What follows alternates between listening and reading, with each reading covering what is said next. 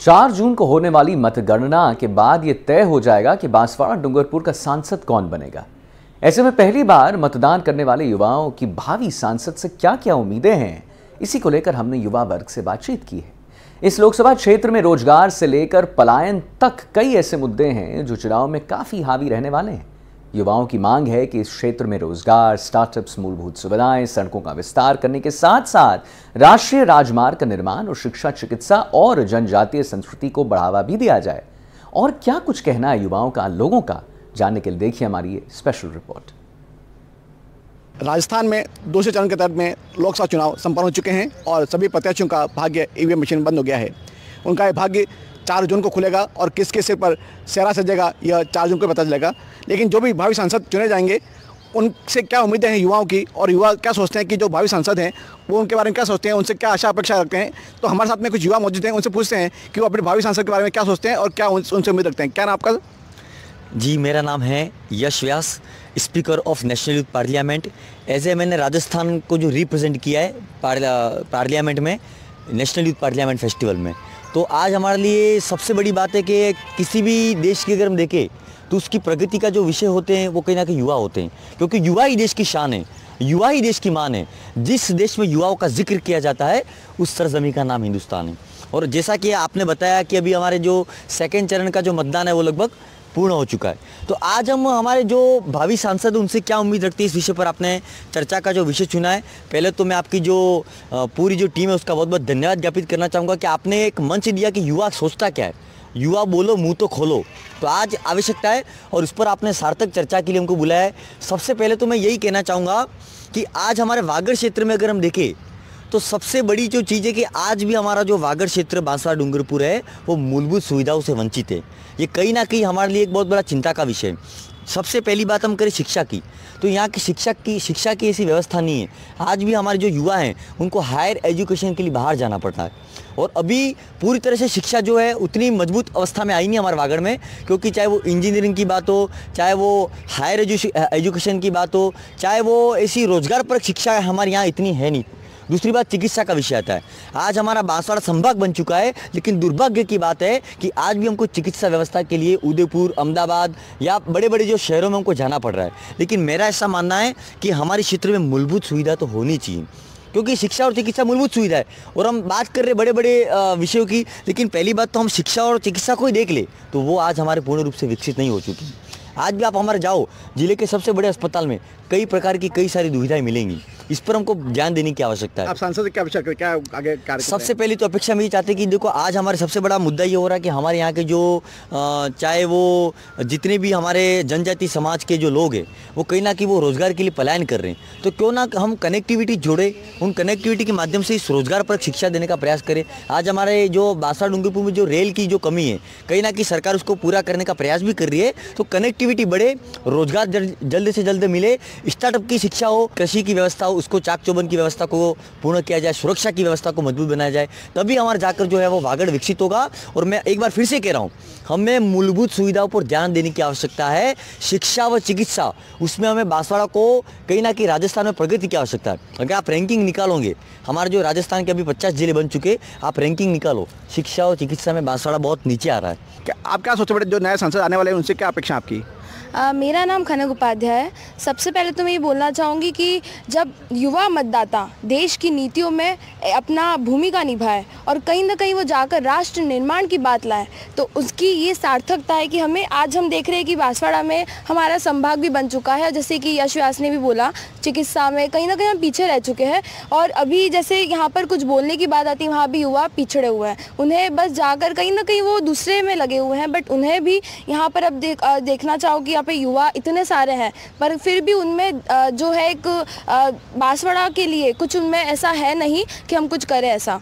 और यहाँ पर होना चाहिए यूथ काउंसिल। अभी जो भावी जो भी रहेंगे सांसद, हमारी यही है कि एक यूथ काउंसिल बनना चाहिए जहाँ पर युवा भी अपनी जो भी है अपनी आवाज़ आगे पहुँचा सके, जैसे गवर्नमेंट के साथ इंटरेक्ट कर पाए, यहाँ पर भी कलेक्टेड ऑफिस में अपनी बात रख पाए, नीति निर्माण सब कैसे होता है। और जैसे कि बात आती है कि यूथ पार्लियामेंट में भी हम यहाँ से लेकर मतलब कहीं ना कहीं पूरे राज्य से भी जाते हैं संसद तक, तो यहाँ पर भी उससे वहाँ तक ही बोलने का नहीं रहना चाहिए, उनसे उनका आगे जाना चाहिए और वो कैसे एक मतलब अपना भी भूमिका निभा पाए युवा। अब आप जैसे बात करते हैं कि अभी पुरानी टाइम की जब बात है एग्रीकल्चर की, तो अभी कितने टाइम से वही चला रहा है, पर अब हमें चेंजेस को मॉडिफाई करने की ज़रूरत है, कुछ ना कुछ नया लाने की। अब अभी जो युवा सोचते हैं, माना कि पुराने जो लोग थे उनके पास एक्सपीरियंस था, पर अभी भी नई तकनीक, अभी भी ऐसी है तकनीक है जो पुराने से भी बेहतर अभी जो नई आई हो सकती, तो हमें वो भी लाना चाहिए जब बात आती है। और अभी वहाँ पर संसद में भी जो मतलब ज़्यादा से ज़्यादा ओल्ड लोग हैं, ओल्ड एक्सपीरियंस, तो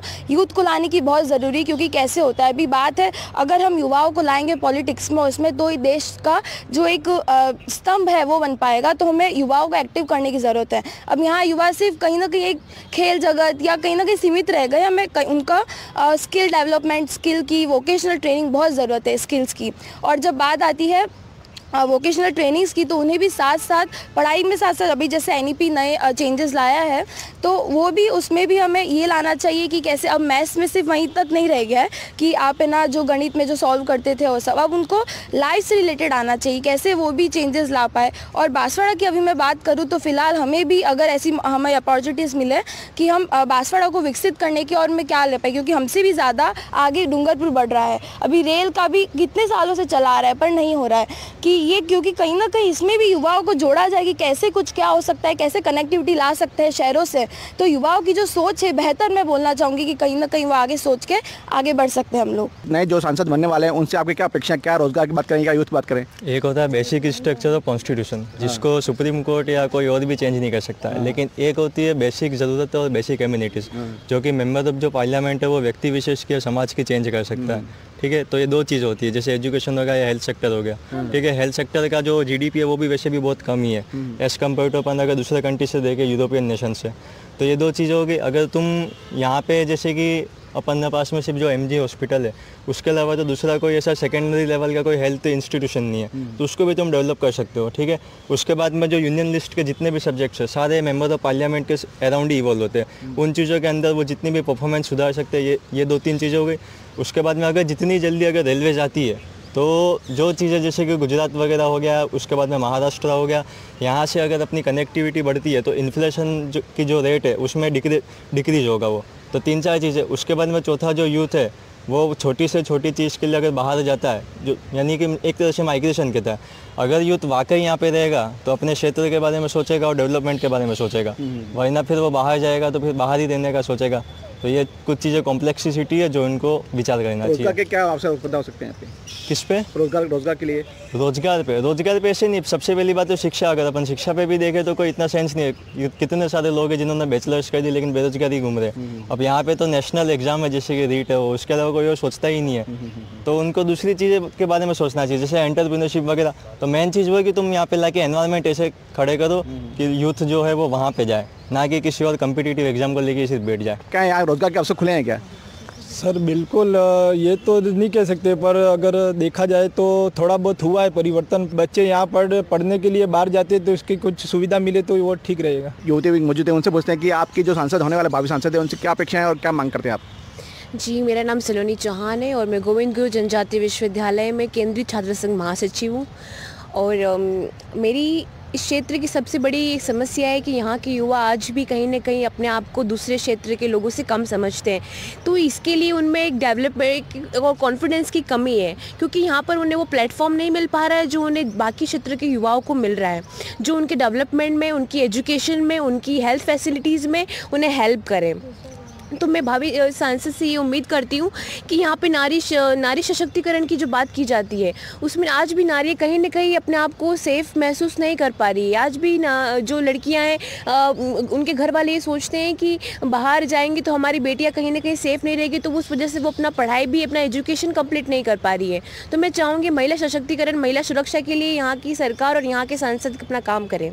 और जो स्टार्टअप है या इंटरप्रेन्योरशिप है या और मध्य में क्या आप कहना चाहेंगे उनसे? जी, मैं कहना चाहूँगी कि राजस्थान का जो ये वागड़ क्षेत्र है इसमें स्टार्टअप और एंटरप्रेन्योरशिप इस क्षेत्र के लिए कोई काम नहीं हुआ है अभी तक। यहाँ पर उसके लिए सरकार द्वारा कोई ऐसी योजना, ऐसी स्किल नहीं की गई है कि लोग युवा जो हैं वो इस क्षेत्र में अपना आगे बढ़ पाए। इस क्षेत्र में जो यंग लीडरशिप पैदा हो इसके लिए आप क्या प्रयास करेंगे, नई जनरेशन पैदा आगे या नेतागिरी में आए? देखो, ये वागड़ के युवा हैं जिनमें जूझने की हिम्मत भी है और जीतने का हौसला भी है। वागड़ का युवा डोमिनेट से मोटिवेट करना जानता है। वागड़ का युवा शून्य से शिखर तक जानना जानता है। वागड़ का युवा जड़ से जगत तक की बात करना जानता है। और वागड़ का युवा है वो कहीं ना कहीं अपने सर्वांगीण विकास की बात करना भी जानता है। और इसीलिए किसी ने क्या खूब कहा है कि सफ़र में दुप्त होगी, जो चल सको तो चलो, सभी है भीड़ में शामिल, तुम खुद निकल सको तो चलो, और किसी के वास्ते राहें क्या बदलती है, तुम खुद अपने आप को बदल सको तो चलो। तो सभी युवाओं की तरफ से आप सांसद जो भावी हैं उनसे क्या अपेक्षा करते हैं, क्या उम्मीद करते हैं? सबसे पहले तो मैं एक सुझाव भी दूंगा और अपेक्षा दोनों की बात करूंगा। सुझाव मेरा ये है कि जैसे कि हम सांसद बनते तो हमारे देश की संसद में 543 सांसद बन करके जा रहे हैं निर्वाचन होकर के। आप सोच सकते हो कि उन 543 सांसदों के पास नए नए विचार है, नई नई उम्मीदें, वो अपने क्षेत्र में किस तरह कार्य कर रहे हैं। सभी के अंदर एक कंपटीशन की भावना, डेवलपमेंट की भावना है। तो आप उनके विचारों को भी सुनिए, वो क्या अपने क्षेत्र में कर रहे हैं, उन क्षेत्रों को अपने क्षेत्र में बदलाव ला सकते हैं। दूसरी बात यह है कि एक युवा नीति तैयार करने की आवश्यकता है। एक ऐसा मसौदा तैयार करना है जैसे कि हमारे जो भी सांसद बनेंगे उनको क्या करना है कि अलग अलग जो इंस्टीट्यूट है शिक्षा के, उनमें आपको एक डॉक्यूमेंट्री बनानी है कि हमारे वागड़ में क्या क्या संभावना है और क्या क्या हम कुछ बेहतर कर सकते हैं। इससे क्या युवाओं की नई नई सोच मिलेगी, नए विचार मिलेंगे। सबसे बड़ी बात है कि हमारे वागड़ में स्किल डेवलपमेंट सेंटर की कमी है, हमें स्किल डेवलपमेंट सेंटर पर फोकस करने की आवश्यकता है। आप सोचिए, हमारा वागड़ क्षेत्र दक्षिण राजस्थान जिसको चेरापूंजी कहते हैं, यहाँ पानी की कोई कमी नहीं है, यहाँ माई माँ है हमारे यहाँ संसाधनों की कोई कमी नहीं है। आप सोच सकते हो तो उन संसाधनों का बेहतर प्रयोग कैसे कर सकते हैं रोजगार की शिक्षा के लिए। हम क्यों ना ऐसे सोचे कि हमारे ऐसे शोधार्थी तैयार करें जो जनजातीय विषय पर शोध करे। आज आप सोचिए, मुझे दुर्भाग्य की बात है, आज जनजातीय समाज की हम बात करते हैं तो आज हमारे जो राजस्थान का जो जनजातीय समाज का इतिहास है वो केवल जब भी भारत के इतिहास को पढ़ते तो वो 4 पन्नों में सिमट करके रह गया है। और उसमें भी वागड़ का इतिहास पढ़ते हैं तो वो केवल 2 पंक्तियों तक सिमट करके रह गया है। क्यों ना हम ऐसा म्यूजियम बनाएं ताकि हमारे यहाँ जनजाति म्यूजियम बने, टूरिस्ट प्लेस बढ़े, संभावना बढ़े, चाहे वो चाचा कोटा हो या केबी हिल्स हो, कई सारे ऐसी संभावनाएं, इससे नए नए रोजगार मिलेंगे। पहले तो बोलना चाहूँगी कि जब नीतियों में आकार आएगा, देश चलाने का सही मकसद आएगा। तो सबसे पहले तो जो भी सांसद रहेंगे उन्हें शुभकामनाएं देना चाहूँगी। और जो युवा, हम सबसे पहले क्या कर सकते हैं, जैसे कि मोदी जी ने भी अभी ये निकाला था कि देश को, मतलब हमारा जो सजेशंस मांगे थे, कैसे अमृत काल तक, मतलब इससे भी आगे हम देश को कैसे कर सकते हैं, आगे क्या क्या ज़रूरी है, आगे हमारा भविष्य बेहतर बनाने के लिए मोदी जी ने सुझाव मांगे थे। तो क्यों ना हमारे भी सांसद जो बने वो हम जितने भी इंस्टीट्यूशंस हैं यहाँ के बांसवाड़ा के, या जो भी सुझाव मांगे जाए, और कहीं ना कहीं जाकर कुछ ना कुछ वोट अवेयरनेस के लिए भी करा जाए कि आपका नीतियों में निर्माण में आपका योगदान बहुत महत्वपूर्ण है। और कैसे युवा, अभी जैसे हम पॉलिटिक्स पढ़ते हैं या इकोनॉमिक्स पढ़ते हैं और जितना भी पढ़ते हैं, तो हम जैसे पढ़ते हैं कि ये पॉलिसी हो गया, ये एक्ट हो गया, वो हो गया, तो क्यों ना हम भी ये पॉलिसी एक्ट में हम भी हमारा योगदान दे पाए, हम जो पढ़ा है वो भी जो मतलब एक पेज पर ला पाए, साकार कर पाए। और लिख कर हमको जो सबसे पहले करना चाहिए, युवा कहीं ना कहीं कुछ लिख कर, जैसे कि मान लो अभी यहाँ पर पानी तो हमारे वहाँ था है, और जो रही बात डेवलपमेंट की, जहाँ पर टूरिस्ट डेवलपमेंट है, तो क्यों ना हम वो कर पाए कि कैसे स्टेप बाय स्टेप क्या क्या हो सकता है बांसवाड़ा में डेवलपमेंट के लिए, यूथ क्या कर सकते हैं, वो एक कागज़ पर देखकर वो कार्यालय में दिया जाए, और जितने भी युवा है और उनका सबका एक कॉपी बनाया जाए, जैसे कि यशवास ने कहा था, और वो भी बड़े लेवल पर इंडिया में और दिखाया जाए कि क्या क्या हो सकता है यहाँ पर, और वो सब। तो युवा इसमें योगदान देकर अपने बांसवाड़ा के डेवलपमेंट के लिए, और चिकित्सा की बात रही तो क्या क्या पूरा यहाँ पर एक रिपोर्ट हो पाए, एनालिसिस हो पाए जितने भी हॉस्पिटल्स है कि क्या क्या कमी है, क्या हो रहा है, प्रॉपर इलाज हो रहा है, किसमें क्या है, तो वहाँ से वो जाकर और एक उसकी भी डॉक्यूमेंट्री बन पाए। मतलब मैं बोलना चाहूँगी कि हर एक विषय पर, हर एक जितनी भी कमी है यहाँ पर उसका हो पाए और उस पर ध्यान दिया पाए, क्योंकि जितने जहाँ पे लो पॉइंट है वहाँ पर काम हो पाएगा तो ही हमारा आगे बन पाएगा। और जब यहाँ से कोई सांसद जाता है तो हमें बात वो आती कि बांसवाड़ा जो पानी के जो बीच उसमें ठहरा है, और युवा जो एक सोच लेकर चलता है, जैसे कि यशवास जो यूथ पार्लियामेंट तक वहाँ पर गए हैं, तो कहीं ना कहीं ये बात है कि हमारी भी विचार को साकार किया जाए और वो ऐसे हमारे साथ आगे बढ़कर हम काम कर सकते हैं। पूरे विश्व में ऐसा कल्चर, इतनी खूबसूरती, इतना विभिन्नताओं में एकता, इस ऐसे कल्चर कहीं भी नहीं है। तो मैं चाहूँगी जो वागड़ की जो सभ्यता है, जो यहाँ की संस्कृति है, जो यहाँ का पहनावा है, जो यहाँ की भाषा है, जो यहाँ का भोजन है, उसे एक संग्रहालय के माध्यम से विश्व भर में एक पहचान मिलनी चाहिए, क्योंकि हमारा वागड़ जो है वो किसी भी अन्य राज्य, अन्य देश, अन्य किसी भी क्षेत्र से कम नहीं है। तो मैं चाहूँगी कि यहाँ पे एक ऐसा संग्रहालय बने जो हमारी संस्कृति को, हमारी एकता को और एक विश्व पटल पर एक पहचान दे। तो आपने देखा कि जो नए सांसद जो 4 जून को चुन होकर आएंगे, उनसे जो बांसवाड़ा डूंगरपुर के जो युवा हैं उन्होंने काफ़ी अपेक्षा रखी है और काफ़ी उन्होंने उम्मीद रखी है कि जो नए सांसद भावी सांसद बनने वाले हैं उनकी युवाओं की बात सुनेंगे और युवाओं के लिए संसद में अपनी बात उठाएंगे। बांसवाड़ा से NDTV के सुभाष मेहता।